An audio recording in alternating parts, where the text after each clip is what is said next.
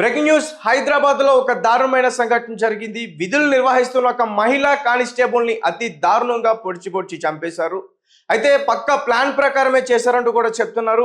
ముందుగా కారుతో ఢీకొట్టి తర్వాత స్కూటీ పైన వెళ్తున్న ఆ మహిళ ఒక్కసారిగా కింద పడిపోయింది. వెంటనే కత్తులు తీసుకొచ్చి పొడిచి చంపేశారంటున్నారు. వాళ్ళు ఏమంటున్నారంటే సొంత తమ్ముడే ఈ హత్యకు కారణం, తనే ఇదంతా కూడా చేశారని చెప్తున్నారు. ఇంకా ఇన్వెస్టిగేషన్ నడుస్తుంది. అయితే ఈ మహిళ కులాంతర వివాహం చేసుకుందంటూ కూడా చెప్తున్నారు. అటు బంధువుల నుంచి ఇటు సొంత కుటుంబ సభ్యుల నుంచి కూడా కొన్ని రోజుల నుంచి వేధింపులు కూడా ఉన్నాయని చెప్తున్నారు. ఒకసారి పూర్తి విషయాలన్నీ కూడా మనం తెలుసుకునే ప్రయత్నం చేద్దాం. ప్రస్తుతం మనతో పాటు మాట్లాడడానికి ఆదిత్య లైన్ లో ఉన్నారు, అతనితో మాట్లాడదాం. ఆదిత్య, చెప్పండి, అక్కడ ఏంటి పరిస్థితి? సొంత తమ్ముడే చంపేశారంటూ కూడా చెప్తున్నారు. తేజ, ఇది హైదరాబాద్ రంగారెడ్డి జిల్లా ఇబ్రహీంపట్నంలో జరిగింది. ఇది పరువు హత్య కూడా మనం అనుకోవచ్చు. సో అంటే ప్రేమ వివాహం చేసుకున్న మహిళా కానిస్టేబుల్ ఆమె తమ్ముడే దారుణంగా హతమార్చినట్టు కూడా చెప్తున్నారు. అంటే స్కూటీపై వెళ్తుంది ఆమె, కారుతో ఆమెను ఢీకొట్టి ఆ బైక్ కొడవలతో హతమార్చేశాడు. అయితే ఈమె స్వగ్రామం రాయ్పోల్ నుంచి డ్యూటీకి వెళ్తుంది. మన్నెగూడ రహదారిపై ఆమెను దారుణంగా కూడా చంపేశారు తేజ. అయితే స్థానికులు పోలీసులు ఏం చెప్తున్నారంటే ఇబ్రహీంపట్నం మండలం రాయ్పూర్ గ్రామానికి చెందిన నాగమణి 2020లో కానిస్టేబుల్ ఎంపికైంది. హయత్ నగర్ పోలీస్ స్టేషన్ లో కూడా ఈమె విధులు నిర్వహిస్తుంది. అయితే ఇదే గ్రామానికి చెందిన శ్రీకాంత్ అనే యువకుడిని నాగమణి ప్రేమించింది. తేజ, ఇద్దరిది కూడా ఒకే ఊరు. అవును. అయితే వీళ్ళ కులాలు మాత్రం వేరు. సో ఇంట్లో వాళ్ళు వీళ్ళ పెళ్లికైతే ఒప్పుకోలేదు. దీంతో తల్లిదండ్రులు ఏం చేసిందంటే కుటుంబ సభ్యులను ఎదిరించి కుటుంబ సభ్యులను ఎదిరించి 4 రోజుల క్రితం ప్రేమించిన వారిని నాగమణి పెళ్లి చేసుకుంది. అయితే నాగమణి తమ్ముడు, ఇతర కుటుంబ సభ్యులు ఆమెపై కోపం పెంచేసుకున్నారు. వాళ్ళకి అస్సలు నచ్చలేదు ఇది. సో పెళ్లి తరువాత నాగమణి భర్తతో కలిసి హయత్ నగర్ లోనే కాపురం పెట్టింది. అయితే ఆదివారం సెలవు దినం అవ్వడంతో నేను స్వగ్రామం రాయ్పోల్కి వచ్చింది. అయితే ఆ తర్వాత ఇవాళ ఉదయం ఏమైందంటే స్కూటీపై డ్యూటీకి బయలుదేరింది. మన్నెగూడ నుంచి రహదారి వద్దకు రాగానే వెనుక నుంచి వచ్చిన ఒక కారు నాగమణిని ఢీకొట్టింది. సో ఈ క్రమంలో నాగమణి స్కూటీ పై నుంచి కింద పడిపోయింది. ఆ తర్వాత కారులో నుంచి దిగిన యువకుడుకు ఆమెను కొడవలతో కిరాతకంగా హతమార్చాడు. అయితే తర్వాత ఎవరైనా తెలిసిందంటే అతను తమ్ముడు అని తెలిసింది. సో ఈ విధంగా రక్తం మడుగులో కొట్టుమిట్టాడుతున్న నాగమణి స్పాట్ లోనే ప్రాణాలు కోల్పోయింది. అయితే ఆ నిందితుడు అక్కడి నుంచి పారిపోయాడు ఆ తర్వాత.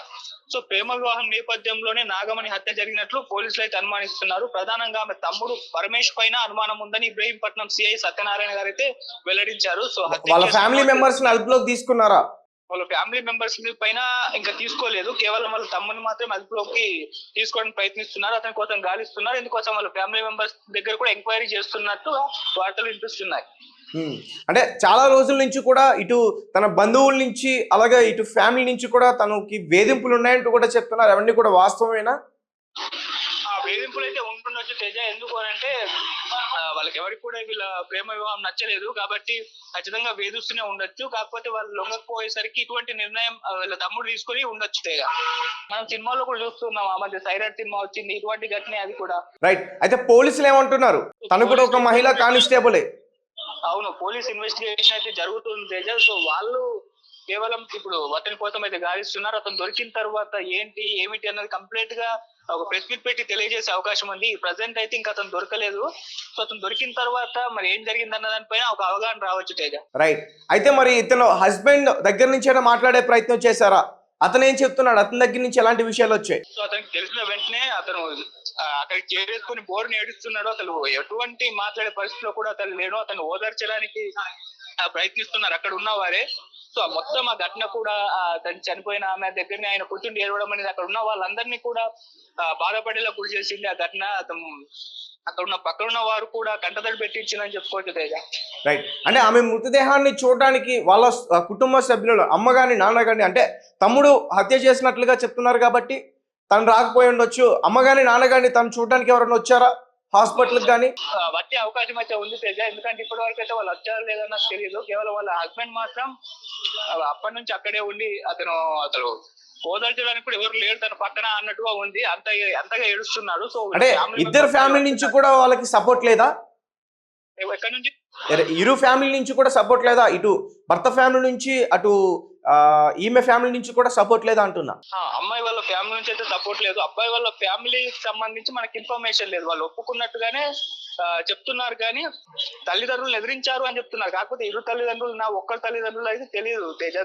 అబ్బాయి వాళ్ళ ఫ్యామిలీ సైడ్ నుంచి మనకి ఉన్న ఇన్ఫర్మేషన్ అయితే పెద్దగా లేదు. కాకపోతే వాళ్ళు యాక్సెప్ట్ చేశారేమో అని ఒక వార్త అయితే వచ్చింది. పిల్లలు ఎవరైనా ఉన్నారా ఈ కానిస్టేబుల్ కి? లేతే మ్యారేజ్ అయ్యి 1 మంత్ అయింది వీళ్ళిద్దరికి. సో 1 మంత్ కి కక్షతోటి సొంత తమ్ముడే హతమార్చి ఉంటాడని చెప్పేసి అనుమానిస్తున్నారు. అదైతే జరగలేదు, జస్ట్ అనుమానం మాత్రమే. అవును Teja. Okay Aditya, right, thank you. So ఇది అక్కడ జరిగిన పరిస్థితి. సో ఆమెది అలాగే ఆమె ప్రేమించిన అబ్బాయిది కూడా ఇద్దరిది ఒకటే గ్రామం రాయిపోల్ దగ్గర. సో ఇబ్రాహీంపట్నంలో ఆమె విధులు నిర్వహిస్తున్నట్టు కూడా చెప్తున్నారు. సొంత తమ్ముడే హత్య చేసి ఉంటాడంటూ కూడా భావిస్తున్నారు.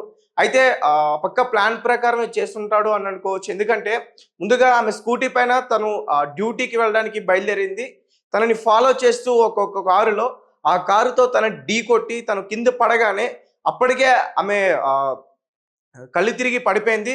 వెంటనే ఆమె ఎక్కడ మళ్ళీ లేస్తుందని చెప్పేసి వెంటనే తనతో పాటు తీసుకొచ్చిన ఒక కొడవల్ని తీసుకెళ్లి వెంటనే ఆమెని అతి దారుణంగా పొడిచి చంపేశాడు. సో ఆ టైంలో అక్కడ ఎవరూ లేకపోవడం,